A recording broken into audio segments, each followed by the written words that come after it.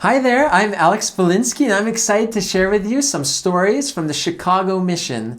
I've got some crazy experiences, spiritual experiences, and funny experiences, so I hope you enjoy. Tony. We had close encounters with tornadoes on 2 separate occasions. They were scarier than any time I spent in the hood. John. Being in the projects after dark. Peter. We were driving down a country road when a DUI crossed over into our lane and should have hit us head on. But somehow he missed us and hit the car behind us that was tailgating us and hit him head on. He then went through a rancher's fence and hit a tree. The driver of the car behind us was severely injured, while the drunk driver literally pour out of his wrecked car into the field where he laid till the state troopers and EMTs pulled up. Michael accidentally crashing a mission car into a fence. Jeffrey coming back from a baptism at midnight on the L train on the south side of Chicago. Rodney, a crazy Native American pulled a knife on me on the bus. I kept talking calmly until he moved a few seats away. He then hit me with his sweatshirt. The funny thing, there were 6 other elders in white shirts and ties on the bus. They didn't do a thing. They looked like you were handling it. You looked like you were handling it. That's what they said. Tracy, being chased by dogs while tracting. Jennifer, I was never attacked by a dog, but I was attacked by a cat. Tony, I lived in a house of 4 elders. The whole transfer was a blast. John, how many missionaries would come into the city on days that they were not supposed to, and when they saw us, they would get our names and call the mission president to report us. Must have been interesting when they found out that it was our area. Living in student housing for Billy Graham Bible College was fun. They would knock on doors to talk to people about their church. We were visited at least weekly. Peter, having a very old gentleman tell us that they'd run the Mormons out bleep years ago, and he would run us out too.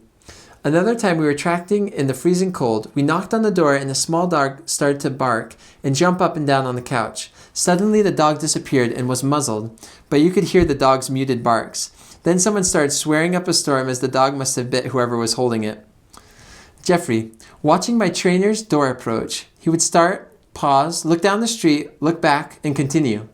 Most people at the door would look down the street too, just to see what he saw. Rodney, the time a street preacher tried to heal my deaf companion. When it didn't work, he asked for some olive oil. When I said I wasn't going to give him any, he asked if I could give him 50 cents for a cup of coffee. Tracy, learning the field is white all ready to harvest while tracting during a snowstorm in Lake Bluff.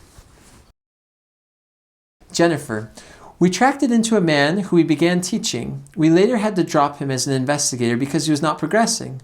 We later learned he had moved to a different mission, tracked down the missionaries, and was baptized. Tony, reactivating a family and helping them come back to church. The mom has since remarried in the temple, and the son who we baptized has since served a mission.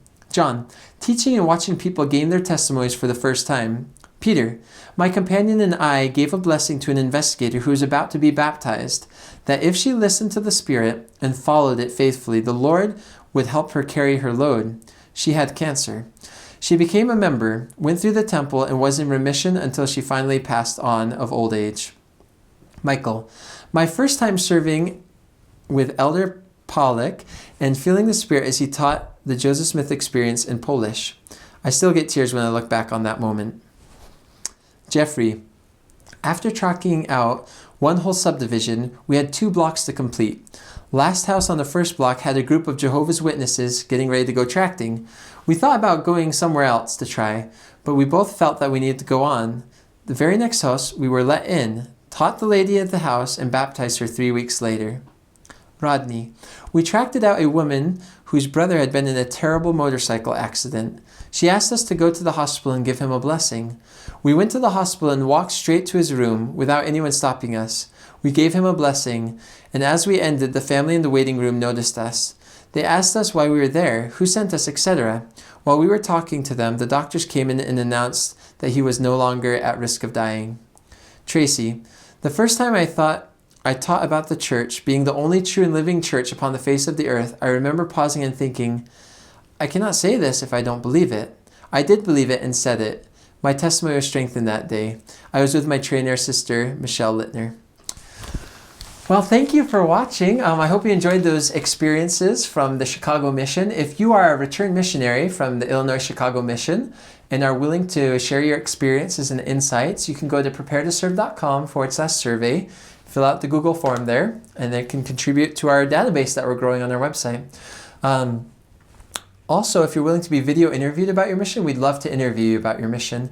You can just message me on our website, YouTube channel, or Facebook page. Anyway, thank you so much for watching. I hope you have a great day. Thanks. Bye-bye.